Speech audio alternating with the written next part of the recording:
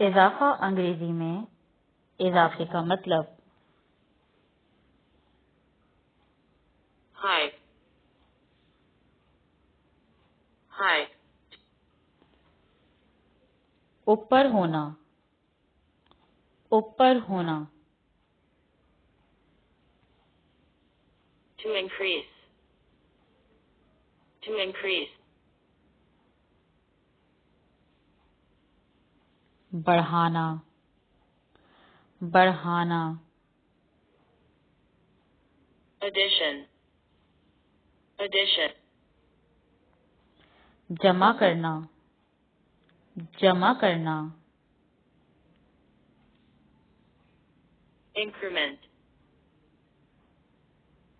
increment, बढ़ोती, बढ़ोती,